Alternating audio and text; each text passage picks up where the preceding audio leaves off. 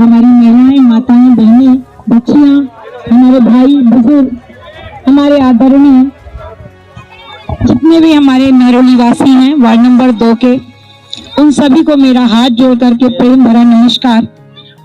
मंच पर बैठे हमारे आदरणीय योगानंद शास्त्री जी को मैं नमन करती हूँ। उनकी छत्र छाया में ये माइक लेकर के आपसे दुस्साहस कर रही हूँ बोलने का। मंचासीन सभी बैठे मेरे राजेंद्र जी, गोदारिया जी, हमारे सचिव जी, आरिफ जी, जितने भी हमारे यहाँ पर बैठे हुए हैं मंचासीन, सभी को मैं नमस्कार करती हूँ। आपसे आज्ञा लेकर के कुछ शब्द आप लोगों से बोलना चाह रही हूँ। आप लोगों के बीच आई हूँ, आपकी बहन बनकर के, बेटी बनकर के, बहू बनकर के। इसी महरौली की हूँ, महरौली में काम किया है, आपके क्षेत्र में काम किया है, मैं सीधे वहीं पर आती हूँ। महरौली में काम तो किया है, लेकिन आपके क्षेत्र में काम क्या किया है मैं आप लोगों को याद दिलाना चाहती हूँ।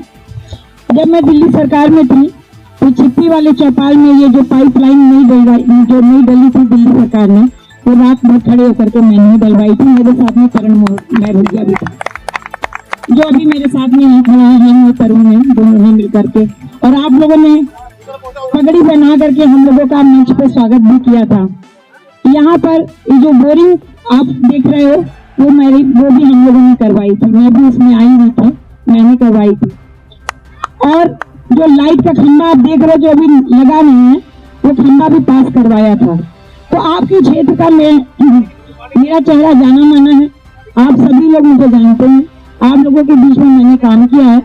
और इसी आशा से, इसी विश्वास से, उसी प्रेम से मैं आप लोगों के बीच में पुनः आई हूँ कि आप हमें अपना बहुमूल्य मत दे करके विजयी बनाएं और इस क्षेत्र का विकास कराएं। पानी की लाइन, सीवर की लाइन, ये तब था जब ये दिल्ली सरकार के हाथ में था, पीडब्ल्यूडी और जल बोर्ड।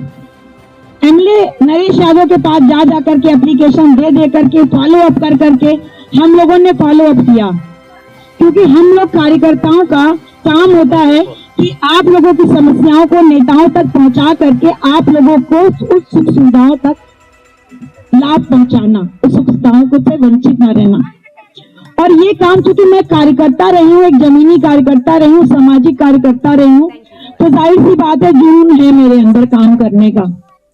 मैं किसी बहुत धनाढ्य परिवार से नहीं हूँ, आप ही लोग जैसी हूँ और बहुत ही साधारण हूँ। तो मेरा बैकग्राउंड भी ऐसा नहीं है जैसे आरिफ भाई ने बोला। और जहां तक इलेक्शन लड़ने की बात है, आप लोगों के बीच में आने की बात है, तो उसका मैं श्रेय अपनी पार्टी के हमारे प्रमुख, हमारे दिल्ली प्रदेश अध्यक्ष डॉक्टर साहब को देना चाहूंगी कि उन्होंने मुझसे कहा, मेरे पर विश्वास जताया और उन्होंने बोला कि सीमा ये महिला सीट है तो मैं अपनी पार्टी से महिला उम्मीदवार तुमको बनाना चाहता हूँ। ये इसलिए मैं इनका और धन्यवाद देना चाहूंगी। चाहते तो ये भी किसी पुरुष की पत्नी को यहाँ से खड़ा कर सकते थे, इसमें कोई शक नहीं। कई पुरुष ऐसे हैं, कभी कभी क्या होता है कि जब कभी किसी को अपनी पार्टी से टिकट नहीं मिलता तो दूसरी पार्टी में आता है और दूसरी पार्टी वाले दे देते हैं, लेकिन हमारी पार्टी में ऐसा नहीं था। इन्होंने हमको शुरू में ही बोल दिया था कि मेरा यहाँ का चेहरा आप ही बनोगे। तो इन्होंने मेरे ऊपर विश्वास जताया और मेरे काम को सराहा। जाहिर सी बात है, जानते होंगे, पहचानते होंगे, तभी डॉक्टर साहब ने मुझे चुना। तो मैं डॉक्टर साहब की बहुत बहुत आभारी हूँ, उनको बहुत बहुत धन्यवाद देती हूँ। और एक बात आपको विश्वास दिलाती हूँ, मैंने काम किया है, काम करने के बाद आपसे वोट मांगने का हक लेकर के आई हूँ, बिना काम के वोट नहीं मांगने आई हूँ, झूठे वादे नहीं कर रही हूँ। ये मेरा मैनिफेस्टो है, ये मैंने महरौली की एक आम जनता समझ करके जो मैंने बनाया है, इसमें मैंने 21 पॉइंट लिखे थे। पहले डॉक्टर साहब से मेरी चर्चा हुई कि डॉक्टर साहब मैंने महरौली के लिए 21 पॉइंट लिखे हुए हैं और ये मैं उनको सुविधाएं दूंगी यदि मैं एमसीडी में यहाँ पर आती हूँ। डॉक्टर साहब ने कहा कि सीमा इसमें तुम 3 पॉइंट और बढ़ाओ। मैंने कहा देख लीजिए, क्योंकि मैं वादे की बड़ी पक्की हूँ, अगर वादा नहीं निभाया तो बड़ा मुश्किल हो जाएगा, फिर तो मैं चाहे घर बेच करके करूं, फिर मुझे करना पड़ेगा। लेकिन डॉक्टर साहब ने कहा नहीं, मेरे ऊपर विश्वास रखो, मेरे कुछ अधूरे कार्य हैं जो पूरे नहीं हो पाए मेरे शासनकाल में, वो मैं पूरा करवाऊंगा तुम्हारे द्वारा। और उसमें से डॉक्टर साहब ने जो महरौली टर्मिनल से अहिंसा स्थल की तरह एक एलिवेटेड रोड का पास किया था, वो भी मेरे इस एजेंडे में है, क्योंकि महरौली को जाम से मुक्ति दिलानी है। और जो डेसू रोड है वो कुतुब इंस्टीट्यूशनल एरिया में खुलने का जो भी प्रयोजन था, उसके बारे में डॉक्टर साहब ने ही पहले विधानसभा में चर्चा करी थी। उसके बाद में नरेश यादव ने भी विधानसभा के क्वेश्चन आवर में ये उठाया था, तो वो भी हमारे प्रस्ताव में है। उसको मैं पूरा का पूरा प्रयास नहीं करूंगी, उस पर लड़ूंगी। अगर नहीं होगा आप लोगों को ले करके लड़ूंगी, लेकिन काम करवाऊंगी। काम करने की नीयत होनी चाहिए। आप सफाई की बात कर रही थी, हमारे पास माताएं आई, बहनें आई, उन्होंने कहा 3 बातें यहाँ पर उभर करके आई।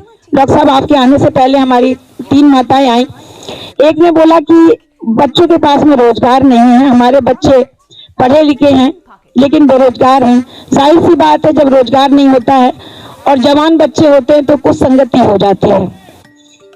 तो यहाँ पे जो ये भर्तियां चल रही हैं, जिस पर भ्रष्टाचार चल रहा है, मैं उस पर अंकुश लगाऊंगी, ये वादा करती हूँ। ये मेरे मैनिफेस्टो में। दूसरा, यहाँ पे साफ सफाई के लिए बोला गया कि साफ सफाई, गड्ढे, सड़कें कैसी हों। तो साफ सफाई कोई बड़ी बात नहीं है। जैसे हम घर में सफाई करते हैं वैसे हम यहाँ सफाई करेंगे, उसी नियत से करेंगे, उसी ईमानदारी से करेंगे, उसी प्यार से करेंगे। इतना विश्वास दिलाते हैं आपको कि आपसे कंधे से कंधा मिला करके मैं काम करूंगी, आपके सारे सपने को पूरा करूंगी मैं, जो मैंने इसमें लिखा है। इसमें एक और मेरी लाइन है कि पीपल्स चौक से यहाँ पर जब आप आओ, शमशान वाली रोड से, अभी सभी लोग आए होंगे, वहाँ पर लाइट नहीं है, अंधेरा है, और शाम के बाद में महिलाओं का, बच्चियों का चलना बहुत मुश्किल हो जाता है। वो मेरे इसमें लिखा हुआ है, आप लोग पढ़िएगा जरूर। ये बड़े मैंने मन से बनाया है, इसको पढ़िएगा जरूर। उसमें रोड लाइट लगवाना है और यहाँ पर पुलिस पिकेट बनवाना है। ये सिर्फ आपके क्षेत्र की बात कर रही हूँ अभी तो महरौली की मैं बात ही नहीं कर रही हूँ। पीपल चौक से लेकर के आपके गौशाला तक बहुत सारे ऐसा जाम लगा रहता है कि रेली पटरी वाले बहुत बैठे रहते हैं, तो उनके लिए एक वेल्डिंग जोन होता है, तो उनको जोन में स्थापित करेंगे ताकि लोगों की आवाजाही से भी आवाजाही को भी परेशानी ना हो, आवाजाही बनी रहे और उनका भी पेट चलता रहे, उनका भी घर चलता रहे। और एक और बात मैं बताना चाहूंगी, महिला हूं तो महिलाओं की बात करूंगी। बिना महिलाओं की बात अगर करके यहाँ से चली गई तब तो फिर महिला सीट का कोई मैं अधिकार नहीं रखती। महरौली डिस्पेंसरी में 8 बजे से 2 बजे तक डॉक्टर्स आते हैं, सर्दी जुकाम बुखार की दवाई देते हैं और चले जाते हैं। आप लोग भी वहां जाते हो, टीका लगवाते हो। बहुत अच्छी डिस्पेंसरी बनवा दी है, 3 मंजिली बनवा दी है, बहुत साफ सुथरी, अच्छी, बहुत बढ़िया बनवा दिया। मैं उसी पर आ रही हूँ, उसी पर मैं आ रही हूँ, उसी डिस्पेंसरी, उसी पर आ रही हूँ। महरौली की आबादी इस समय 1 लाख के करीबन है और ऐसा लगता है डिस्पेंसरी को देख करके कि हम किसी गांव में रहते हैं और हमें छोटी छोटी सुविधाओं के लिए मालवीय नगर जाना पड़ता है, मदन मोहन अस्पताल में जी साधन भी नहीं है। और दूसरी बात ये कि अगर आपकी गाड़ी फंस गई और इमरजेंसी कुछ आ गई तो आप वहां तक पहुंच भी नहीं पाओगे, बीच में ही दम तोड़ देंगे। तो ये भी बात है। तो यहाँ पर मैं जो बात करने आई हूँ आपसे डिस्पेंसरी के लिए, उस डिस्पेंसरी को सुचारू रूप से चलवाना, और जैसे गर्भवती स्त्रियां यहाँ पे नामांकन होता है उनका, और वहाँ पे आशा वर्कर जाती हैं, घरों में उनके बच्चे पैदा कराती हैं, उनकी देखभाल करती हैं। ये तो गांव में होता है, शहरों में तो नहीं होता। मुझे बड़ा अफसोस हुआ कि क्या महरौली गांव है क्या, कि आशा वर्कर आपके घर में आकर के ठीक है सुरक्षित तरीके से प्रसव कराती है, और हमारे यहाँ पर एक जच्चा बच्चा केंद्र नहीं है।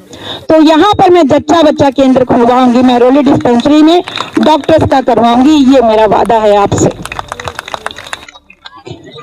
दूसरी महिलाओं के बारे में बात करूंगी कि 2 स्कूल हैं यहाँ पर, एक रामानुजम, एक 2 नंबर स्कूल है लड़कियों का।